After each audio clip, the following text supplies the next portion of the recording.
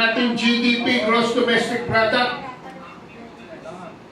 at ang projected sa end of 2028 ay 3% lamang. Wow, bagsak. Ito po ay mas mababa pa kaysa noong taon ng pandemic.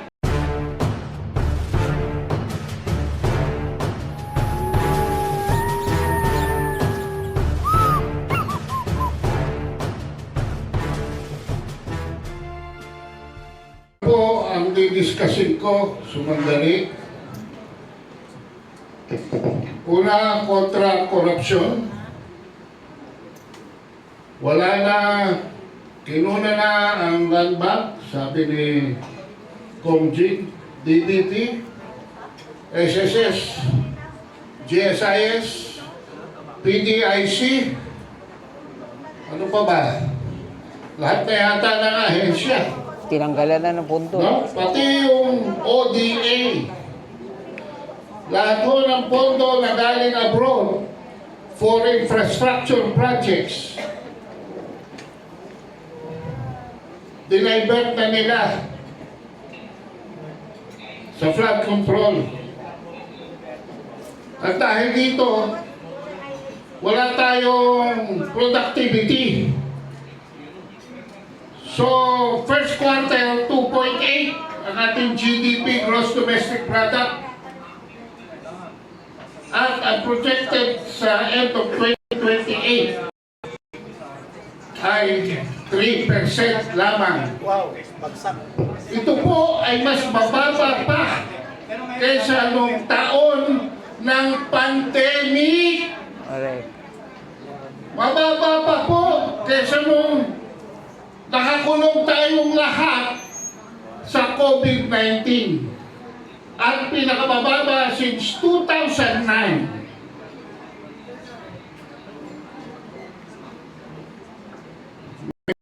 Muslim ba nito? Yes, marami. Taas sa kamay. Mabuti naman. Marami ang ating Bangsamoro brothers and sisters. Kasi kahapon, nanood ako ng video. Nagmumura. Nagmumura si Anton Lagdameo. Dahil siya'y sinibak sa anumang katungkulan sa barn. Tama. Siya pala yun. Alam niyo ba mga kabansang Muslim, noong 2019, nag-discover ni Congressman Andaya na nandadaya si Ben Jokno at si Amena Pangandaman. Sa kauna-unang pagkakataon na huli ni Duterte ang insertions. Kaya sila tinanggal Yes, tama. as Secretary and Undersecretary of DBS. Budget.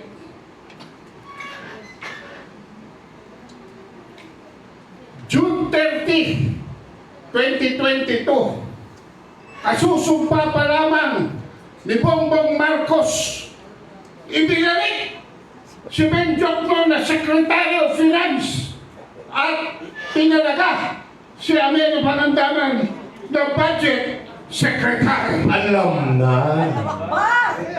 Day 1 pa lang, in-implement na nila ang O-Plan Plunder. Kaya ako'y nalulungkot dahil pati pondo ng bar doon sa mga sumusukong kay Mayaret, kaya kayo nagkakagulo, wala nang pera. Simple lang. At gusto kong i-announce sa inyo na ang bagong bangko ng mga Muslim ngayon, ang tawag Amena Bank. Amena Bank. Hindi na Amana. Amin. Amina ba? Dahil Chief Executive Officer and Chairman po ninyo ngayon ay si Amena Pangandaman!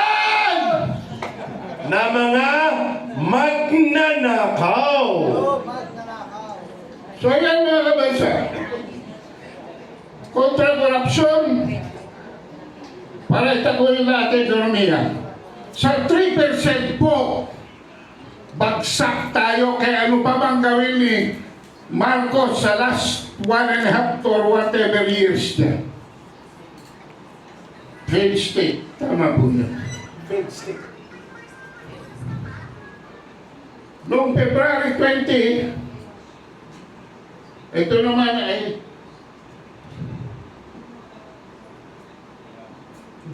napansin po ng mga Chinese Coast Guard na tinatakpan ng Philippine Marines ang BRP Sierra Madre para itago ang construction going on. Ito po ay isang paglabag sa provisional agreement na ikinatapos ng bakbakan dyan kung saan ang isang sundalo natin ay naputunan ng daliri. 2004. So, yung agreement nung panahon ni Iraq, panahon ni Korea, panahon ni Noynoy, panahon ni Duterte, sa routine resupply, na tinanggal ni Marcos noong February 2023 at ibinalik bago magtapos sa 2024 ay nabasag ng muli. Kaya nagpadala ng dalawang maliit na bangka para kunan ng litrato. Anong ginawa? Habang sila'y kumukuha ng litrato, pinagbabambu sila ng sagwan.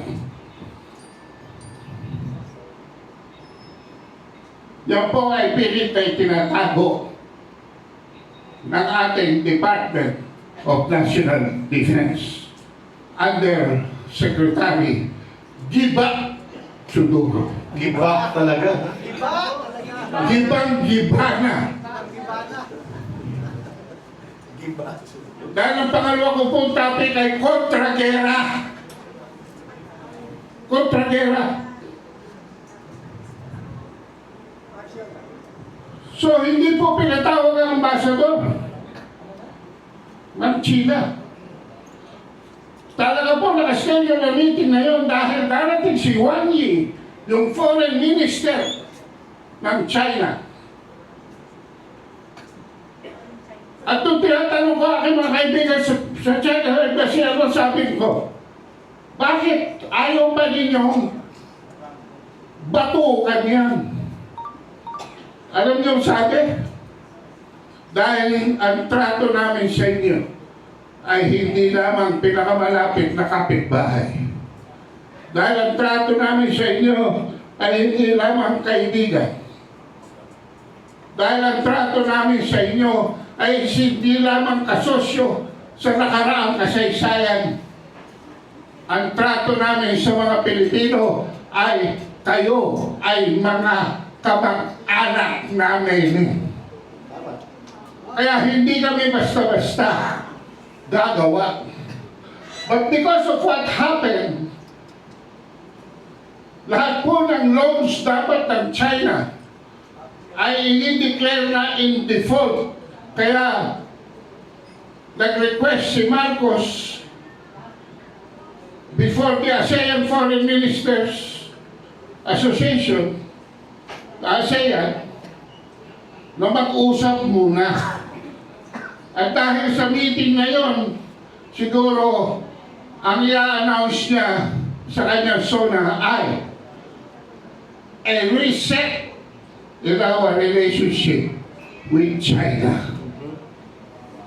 Pero yan ba ay makakatapos sa mga kalukuhan na ginagawa ng security community? Hindi po. Dahil alam natin na si Marcos ay may, ang dila ni Marcos ay may sanga. Yung unang sanga, Amerikano. Yung pangalawang sanga, sinungaling. Yung pangatlong sanga, pinagbabawal ng gabong. Yun lang. Lahat po ng kabulustugan ay nagsisimula. Parang sa ayaw nyo sa gusto. Whether you agree or not, wala pong West Philippine say. Hindi yan kinikilala ng United Nations. Hindi rin ang kinikilala ng Estados Unidos. In fact, ang Estados Unidos hindi kinikilala ang UNCLOS. Yes. Tama pala si Marcoleta. Tama. Meron po tayong exclusive economic zone sa silangan ng Pilipinas. Dinagdagan pa ng extended continental shelf. A total of 200 plus 150 nautical miles. Ang tawag po dyan, Benham Rice. Pero sa kanluran ng Pilipinas, mga kabaisa, pagbibigyan ko na sila, I will accept that we have inherent exclusive economic zone. Pero, kapag ang exclusive economic zone claim ay na-dispute o may nag-claim otherwise sa Article 74 po, Article 83 at Part 15 ng UNCLOS, kailangan pong ayusin muna ang gulo before any enforcement is made. In other words, pati ang presence ng BRP Sierra Madre sa Ayungin Shoal ay illegal dahil wala po tayong enforceable exclusive economic zone dyan. Kasi wala. Maliwanag po ba? Wala na. Ang Scarborough Shoal sa 1898 Treaty of Paris, labas po yan Tama. sa 118 degrees longitude. Ang Scarborough Shoal po ay nasa 119 degrees longitude. Pangalawa, sinakop na po yan ng China noong 2012. So ano pa ang hinahabol natin? At ngayon nanganganin ang Batanes Islands. Bakit? Despite the recognition of the US, despite the recognition of China, ano ang lumalabas? Dahil ginugulo natin ang Taiwan. Dahil nakapagkonsyaba na si Marcos kay Saray Takaichi para itaguyod ang Japanese militarism para magkagera Asia laban sa Asia. Iniwan na po yan ng Amerika ni Trump. Ano sabi ni Trump? We want war. We will not war. 9,500 miles from our mainland. So we are delegating the war to Japan.